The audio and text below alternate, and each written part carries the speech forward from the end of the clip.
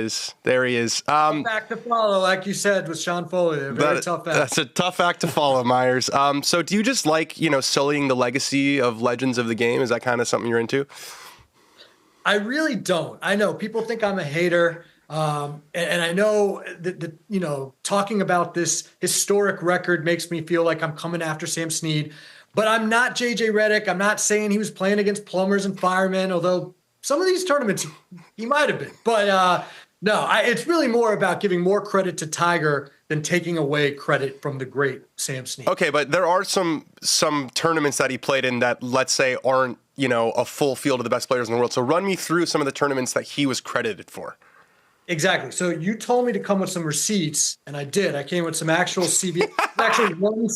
It's actually one CVS receipt that I cut up into about 10 spots. You only need one. But, so let's start with the 1936 West Virginia Pro Closed. I've never heard of a closed event. I've heard of opened event. This was basically Sam playing against local club pros. It was a 36-hole event. He won by 16 shots. This goes PGA Tour win.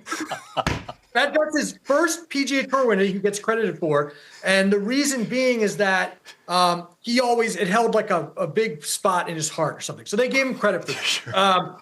That one's ridiculous, obviously. 1937, the Crosby Pro-Am, which obviously today is AT&T. Yeah. This event was only 18 holes that year, the inaugural. They gave him credit for it. He gets to keep it. 18 holes.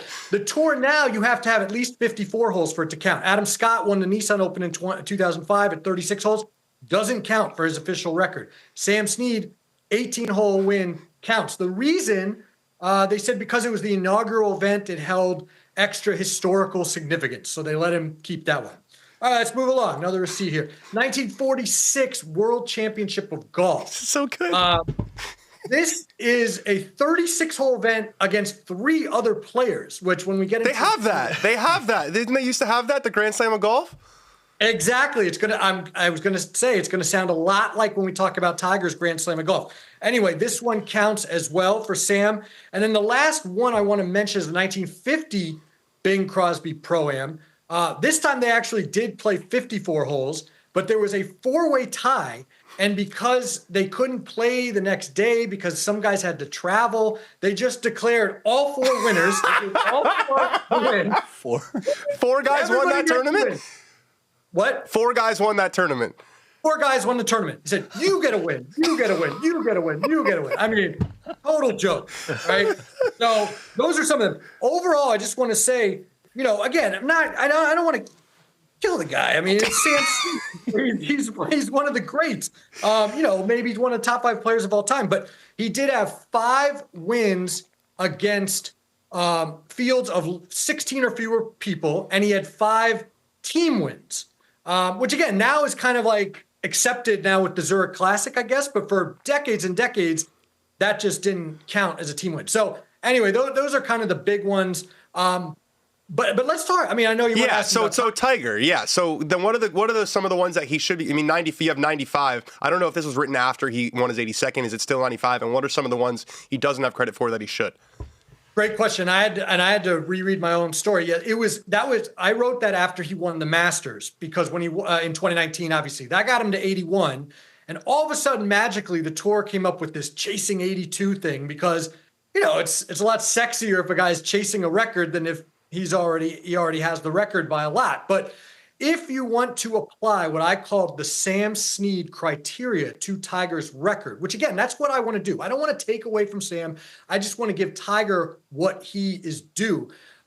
You would actually give Tiger an additional 14 victories, which now that he has 82, the 82nd officially was that Zozo championship win in 2019. He would be up to 96. Where do I get 14 from? Well, again, I mentioned the Grand Slam of Golf. People might scoff at that, but again, he played against 3 other guys like Snead did in the World Championship of Golf. It was a 36-hole event like Snead did the World Championship of Golf. And unlike the Snead wins, Tiger had to win a freaking major championship to get into those fields that year. So, you might want to say, oh, it's a closed shop. There was only 4 guys. Yeah, he had to win a major to get in. And then he won that event 7 times. So that's 7 wins right there. Dan, then there's Tiger's event at the end of the year. I think it started as the Target. Now it's the Hero World Challenge. the 16-person field, that rings a bell with Sam Snead, right? Well, the Hero, basically the same type of thing, 16. I think it's up to 20 guys now. When John Rahm won a couple years ago, there were 16 of the top 20 in the world playing. So this is not just a small field, but it's an elite field. Tiger has won that event 5 times. So that gets you 7 Grand Slams of golf plus 5, that's 12. And then I mentioned the team golf aspect, the World Cup of golf. Tiger won in 99 with his buddy Mark O'Meara, and he won in 2000 with David Duval. In 2001, he actually hit what he calls the greatest shot of all time. Yeah, that chip in, right? That chip in when he needed it. Yeah. Exactly, to get them into a playoff. They lost, but he did win the year before with Duval and the year before that. So that's 2 very elite team wins. I mean, you talk about a team with Tiger and Duval. They were, so this was an elite team event. No offense to the Zurich Classic, probably better field than that. Those do not count towards Tiger's record. So if you add those 14, that quickly gets you up to 96 wins for Tiger. If I may say one more thing, Dan, this happened back in the 80s. Dean Beeman was the commissioner. There was some record keeping they wanted to shape up, basically, especially with the PGA Tour broke away from the PGA America in 1968. That's why some of these records are a little tough to nail down. And anyway, he put together a 9-person panel. And on the Tuesday of the 1987 Masters, they sat in a room for a few hours, and they basically, it wasn't just for Snead, but they wanted to determine everyone's win total. They took away a bunch of wins from Snead. I think they took away 7 wins. And Snead was always pissed about that till the day he died. He had a lawyer friend, Jack Vardaman, who he had write a letter to Tim Finchem when Tim Finchem became the commissioner, basically begging for him to get credit for these wins back. They didn't do it for him. But anyway, I want a long way of saying they did look into this. They kind of determined this.